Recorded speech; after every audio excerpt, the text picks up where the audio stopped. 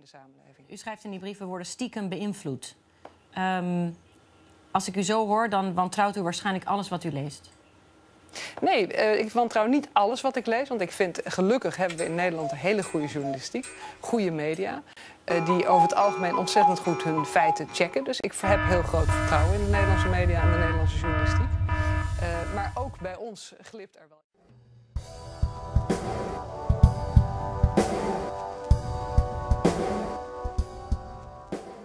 Hello, this is Paul from debatealove.com. Fake news. Everyone is talking about fake news. Suddenly fake news is even a threat to our national security, because it can have a destabilizing effect on our society. Politicians and the mainstream media usually point towards Russia when talking about fake news. Even the Dutch Deputy Prime Minister warned us all about the dangers of fake news. This is a woman who said before the election of 2017 that if Geert Wilders were to win, she wanted to separate her city Amsterdam from the rest of the country.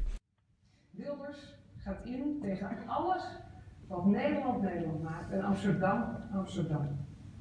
Weg met die open samenleving, weg met tolerantie, met vrijheden, kunst en cultuur, weg met de Europese Unie, weg met humaniteit en beschaving. Maar ik kan u verzekeren, de komst van Wilders als premier, die is misschien wel nog nooit zo dichtbij geweest. Maar dat geldt dan ook voor de oprichting van de Republiek Amsterdam. A politician from the Party for Freedom later justly called his attitude undemocratic and mentioned that calls to separatism are actually against the law. To which she replied that the Party for Freedom is contributing to fake news. So apparently this Deputy Prime Minister only likes democracy when her side wins and thinks that criticism coming from the Party for Freedom is fake news. So this is quite an interesting attitude for a Deputy Prime Minister. So what is fake news? Does something like fake news exist? And who produces fake news? Let's first talk about Russia. Now, it is not like there is no Russian propaganda on the internet. Russian propaganda is actually very easy to find. You just have to go to a YouTube channel like Russia Today to find videos in which the Russian leader is glorified. Putin handles corruption like a boss. Putin makes a funny joke. Putin being a badass, etc. This is the same type of propaganda that in the past was created about Lenin and Stalin. Stalin holding a baby, Stalin helping a person. These propaganda tactics are very old, and they work. Videos in which the Russian president is depicted as being a badass are very common on the internet. Also, it is not like fake news doesn't exist. Fake news can be seen on social media, especially in groups where many people are posting things all day. Now, this doesn't mean that everything that isn't politically correct is fake news, but you don't have to scroll through the page for a very long time before you'll find very suspicious looking websites. Trump suspends 221 million Obama's aid to the Palestinian Muslims. Do you agree with Trump that Obama is guilty of treason to America? And is this coming from Russia? Who knows? So yes, fake news does exist. But this probably isn't that big of a surprise. A more interesting question is the following. Is our own mainstream media any better? You might be interested to know that the EU is very busy creating guidelines for media in European countries about how to bring the news to the people. For example, the Spinelli Group is an EU group focused on combating patriotism. And the way they're combating patriotism is through the media in European countries. Another example is the Respect Words program.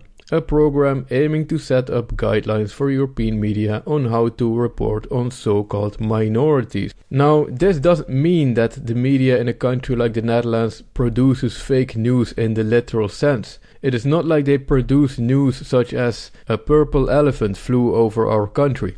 But they do manipulate their audience by telling only half of a story and leaving out certain important details, using certain tactics to make their audience believe something that isn't true, and by simply not reporting certain important events. Let's take a look. Who is familiar with the following sentence? Poland refuses to take in any refugees. Believe me when I say that almost everyone in the Netherlands believes this to be true. Now let's reveal an important detail. Poland has taken in over 1 million refugees from eastern Ukraine. And believe me when I say that almost nobody in the Netherlands has ever heard about this. When you tell this to people, nobody has any clue what you're talking about. Nobody knows this because the Dutch mainstream media have purposefully decided to not tell them this part of the story.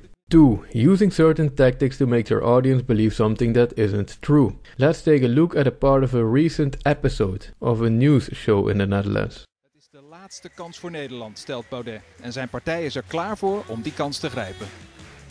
Meneer Buma, premier Baudet, ziet u het voor zich? Nou, ik moet daar nog even over nadenken of ik dat wel voor me zie. Het lijkt me dat het belangrijk is dat ook een partij als Forum voor Democratie eerst in de Tweede Kamer zijn werk goed doet.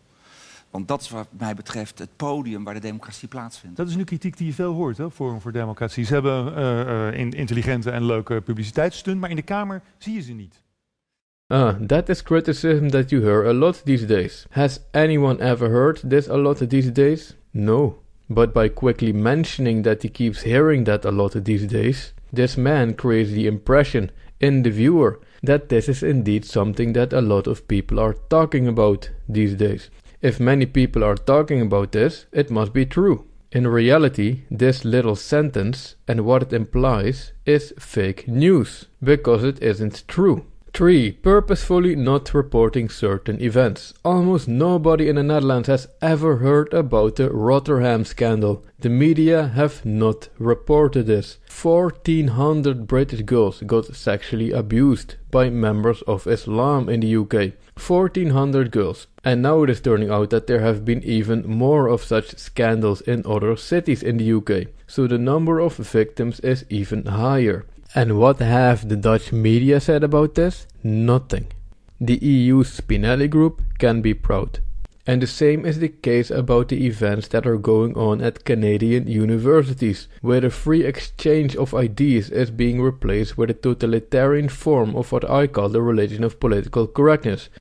Is one or multiple students who've come forward saying that this is something that they were concerned about and that it made them uncomfortable. You're perfectly welcome to your own opinions, but when you're bringing it into the context of the classroom, that can become problematic, and that can become something that creates an unsafe learning environment for students. But when they leave the university, they're going to be exposed to these ideas, so I don't see how I'm doing a disservice to the class by exposing them to ideas that are really out there. And I'm sorry I'm crying, I'm stressed out, because this to me is so wrong. It's so wrong. That's right. And nothing about this in the Dutch media. So how do you define fake news? Are fake news only things like a purple elephant flew over Europe, or 10,000 Allahu Akbar screaming Muslims burned down a town in Germany? Or is fake news also Poland hasn't taken in a single refugee?